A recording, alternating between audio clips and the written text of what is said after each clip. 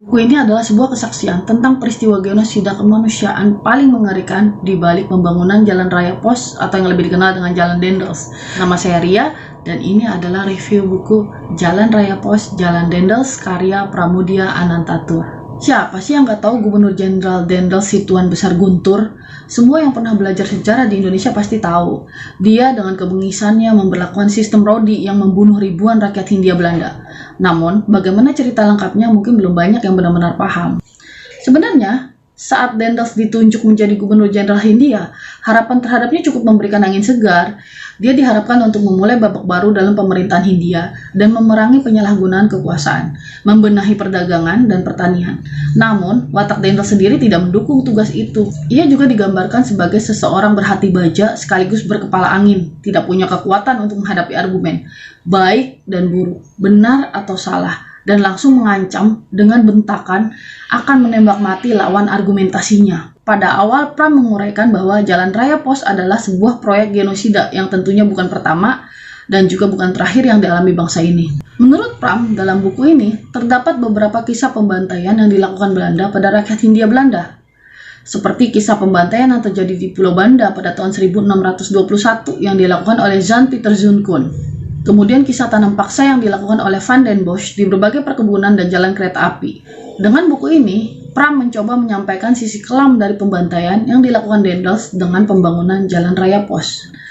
Jadi, buku Jalan Raya Pos, Jalan Dendels ini, dia tidak ada pembagian bab ya. Jadi ketika mulai bercerita, dia bercerita dari awal sampai ujung gitu. Jadi awal ceritanya Pram itu menceritakan tentang kotanya dulu. Jadi kotanya dulu, kemudian kenapa sih dia tertarik gitu untuk membahas ini gitu. Di situ diceritakan bahwa awal mulanya ya dia memang ada gurunya yang ngomong gitu bahwa betapa kejamnya Dendels dan segala macam gitu. Kemudian ketika Pram mulai dewasa, dia mulai menyusuri. Kebetulan kan dia waktu itu dia bekerja sebagai pihak militer ya, karena waktu itu Indonesia sedang mempertahankan kemerdekaan melawan Belanda. Nah, kemudian Pram mulai menceritakan dari mulai Blora dulu. Nah, dari Blora dulu, kampungnya dia sendiri, kemudian baru dia cerita dari mulai dari ujung barat, yaitu dari Anyar. Dari Anyar dia cerita mengenai pembangunan jalan, tapi juga bukan hanya pembangunan jalan aja, tapi dia juga menceritakan tentang apa aja sejarah yang ada di situ gitu. Dari mulai Anyar, kemudian dia lanjut ke Jawa Barat, ke Banten dulu, kemudian ke Batavia, balik ke Parahyangan dan segala macam. Itu ceritanya menarik semua. Jadi yang diceritakan Pram itu ada 3 poin ya. Yang pertama adalah bagaimana sih pembangunan jalan itu. Nah, pembangunan jalan ini beda-beda. Ada yang memang pembangunannya misalnya contohnya pembangunan dari Anyer sampai ke Cirebon, itu pada saat itu pemerintah Belanda masih punya uang. Jadi memang itu proyeknya dia, kemudian dia punya uang. Dan itu dia memakai tenaga kerja yang dibayar. Jadi nggak seperti pelajaran sejarah selama ini bahwa itu semua tidak dibayar dan segala macam. Nggak seperti itu. Jadi tenaga kerjanya dibayar. Tapi penduduknya pun tidak diambil untuk mengerjakan jalan. Penduduknya itu diharuskan untuk tetap konsentrasi pada tanaman-tanaman mereka gitu. Kuli-kuli yang dipakai untuk itu adalah kuli-kuli yang berasal dari Jawa. Jadi ketika pembangunan itu di Jawa Barat, itu kulinya dari Jawa. Kemudian di Jawa Barat ini juga jalur-jalur yang sangat sulit ya, khususnya ketika melewati jalur puncak. Kemudian yang kedua, jalur yang sulit lagi adalah ketika melewati Sumedang, yaitu Cadas Pangeran. Itu mereka harus benar-benar menjebol dinding bukit-bukit, kemudian tebing-tebing itu, menjadikan itu jalur jalanan gitu. Jalur jalannya sendiri sebenarnya sudah ada, dan Dendels itu seperti kayak menggabung-gabungkan antara jalur yang sudah ada, memperlebar, menjadikan jadi 2 jalur. Intinya itu membuat standar jalanan. Tadinya jalanan itu yang beda-beda setiap tempat, yang namanya dipakai ya mungkin untuk lewat kerbau, lewat sapi, lewat kereta kuda. Kemudian oleh Dendels ini distandarkan gitu. Yang kedua yang diceritakan oleh Pram adalah cerita sejarah yang ada di daerah itu yang mungkin kita nggak bakal baca di buku-buku sejarah gitu.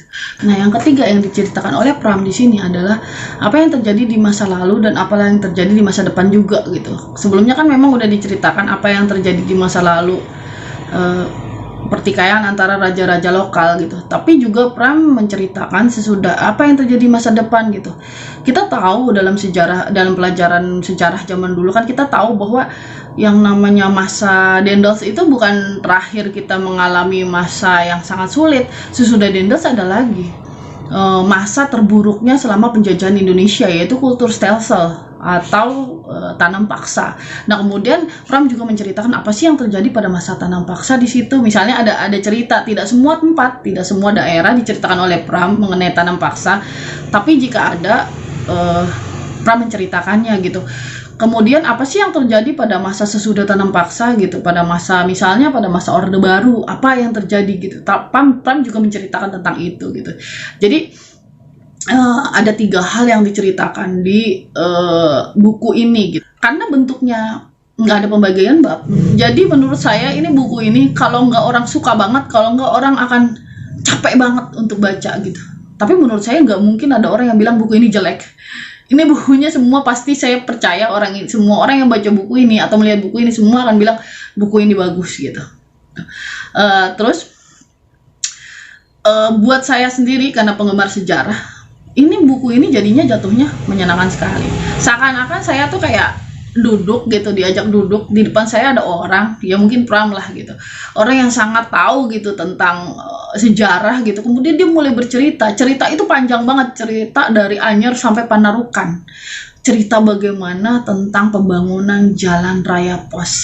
Seperti itulah menariknya gitu. Tapi di sini ada beberapa disclaimer ya. Yang ditulis Pram ini adalah berdasarkan pendapatnya Pram gitu.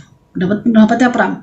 Misalnya contoh, memang ada beberapa ketidaksesuaian di situ, bukan ketidaksesuaian dengan fakta, tapi tidak sesuaian dengan pendapat dengan para ahli sejarah yang lain. Misalnya contohnya Pram itu menyatakan bahwa Dendels sendiri dia mempunyai ide membangun jalan raya pos ini saat Dendels itu dari Buitenzorg atau Bogor mau pergi ke Semarang gitu, dan dari situ tuh kan jalanannya jelek. Nah, kemudian dia mau bikin gitu. Sementara ada lagi yang menyatakan bahwa para ahli sejarah yang lain menyatakan bahwa Dendels itu punya ide ketika dia dipanggil oleh Ludwig Napoleon ketika dia dapat perintah untuk menjadi gubernur Hindia Belanda. Waktu itu Dendels melakukan perjalanan dari Den Haag ke Paris, dan dia lewat jalan namanya Jalan Raya Pos. Jalan Raya Pos itu jalan yang dibangun oleh Prancis yang sudah menghubungkan sekitar 32 kota di Eropa gitu. Nah, kemudian pada saat itu Dendels mulai berpikir, wah asik nih punya jalan seperti ini. Ketika dia sampai di Hindia Belanda, Dendels sendiri dia lebih memilih untuk tinggal di Istana Bogor, bukan tinggal di Jakarta. Nah, dari Bogor ke Jakarta itu perjalanannya kan harus mulus. Nah, pada saat itulah dia mulai memerintahkan pembangunan jalan. Pembangunan jalan itu kemudian dia buat seperti pembangunan jalan raya pos yang ada di Eropa itu. Itu 2 pendapat yang berbeda, tapi menurut saya sih ya ujung-ujungnya kan sama aja. Dendels juga yang bikin gitu. Dampak-dampaknya juga diberitahu di sini bahwa ternyata pembangunan jalan Dendels yang sebenarnya Dendels itu ingin ya ada 2 fungsi sebenarnya yang dilakukan Dendels ya. Satu secara militer, Dendels ingin agar Pulau Jawa itu aman dari serbuan Inggris. Kita tahu pada masa penjajahan Belanda belum ada ditentukan ZEE gitu, atau belum ditentukan batas teritorial kita. Batas teritorial kita 3 mil laut dari setiap pulau, bukan 3 mil laut dari garis penghubung pulau. Itu sesudah Indonesia kan? Dan Indonesia yang menuntut itu. Pada masa Belanda, garis teritorial kita itu adalah 3 mil laut dari setiap pulau. Maka Pulau Jawa itu selalu rentan akan ancaman dari serangan militer Angkatan Laut Inggris. Nah, Dendels itu ingin melakukan pertahanan gitu di situ. Nah, yang kedua, Dendels itu ingin agar transportasi ekonomi itu berjalan dengan lancar. Dengan akhirnya itu nanti akan membuat pemerintah Belanda menjadi lebih makmur, karena selama ini transportasi itu yang menyebabkan harga-harga itu menjadi lebih mahal ongkosnya gitu, sehingga Dendels ingin meng-cut itu gitu. Ya itu seperti tadi saya bilang bahwa buku ini menarik banget buat apalagi buat orang yang memang senang sejarah, orang yang pengen tahu lebih banyak, atau para siswa atau mahasiswa yang ingin belajar mengenai politik atau ekonomi atau sejarah. Ini sangat bagus sekali. 5 dari 5 bintang. Oke, sampai di sini review buku dari saya. Mudah-mudahan ngasih manfaat buat semuanya. Like kalau kamu suka, dislike aja kalau kamu tidak suka. Subscribe channel ini jika kamu ingin terus mendengarkan tentang review-review buku, khususnya buku-buku sejarah.